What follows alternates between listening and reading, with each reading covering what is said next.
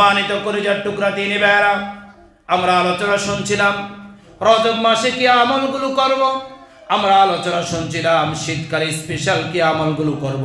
আমরা শুনছিলাম হযরতে বিলাল রাদিয়াল্লাহু তাআলা আনহু কিভাবে জান্নাতে তার পায়ের আওয়াজ রাসূল আরবি সাল্লাল্লাহু আলাইহি ওয়াসাল্লাম শুনেছেন। এই আমলগুলো যদি করতে পারি সামাজিকভাবে, পারিবারিকভাবে, ব্যক্তিগতভাবে, আল্লাহ তাআলা আমাদেরকে সম্মানিত করবেন। আল্লাহ তাআলা পরকাল আমাদেরকে মর্যাদার আসন দান করে দেবেন। চিৎকার দিয়ে বলছি সুবহানাল্লাহ। আলোচনা একেবারে শেষ পয়েন্টে চলে এসেছি। গত 2 দিন আগে আমরা দেখেছি বাংলাদেশের মধ্যে এক নিকৃষ্টময় কালচার প্রতিষ্ঠিত হয়েছে।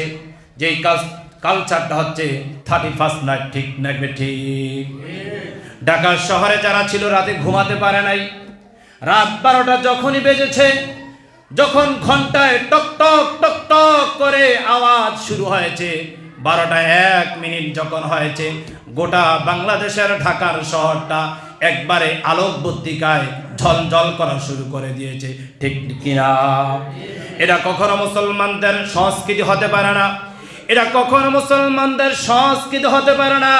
এটা হচ্ছে বিজাতীয়ময় এক সংস্কৃতি। নবী মুহাম্মদুর রাসূলুল্লাহ সাল্লাল্লাহু আলাইহি ওয়াসাল্লাম বলেছেন, মান তাশাব্বাহা বিকওমিন ফাহুয়া মিন। যে জাতির সাদৃশ্য অনুকরণ করবে সে জাতির সাথে জাহান্নামে যাবে। আমরা কখনো হিন্দু, খ্রিস্টান, বেদিন, নাসারা, জাহিলদের সংস্কৃতি আদায় করতে পারি না, ঠিক কিনা?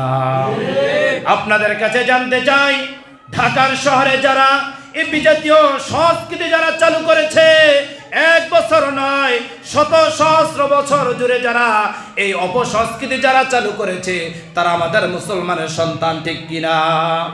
আমরা দোয়া করি যুবকদের জন্য, আল্লাহ তাআলা ওই সমস্ত যুবকদেরকে মাফ করে আগামীতে তাদেরকে এই সমস্ত কাজগুলো থেকে দূরে থাকার তৌফিক দান করুক, আল্লাহুম্মা আমিন। আমরা কি অপসংস্কৃতির সাথে, এই বিজাতীয় সভ্যতার সাথে আমরা কি একমত পোষণ করব কি করব না? জোরে কথা বলি, এই বিজাতীয় সংস্কৃতির সাথে, এই বিজাতীয় সভ্যতার সাথে কখনো কোনো মুমিন, মুসলমান, মুসলিম অধ্যুষিতময় রাষ্ট্র একমত পোষণ করতে পারে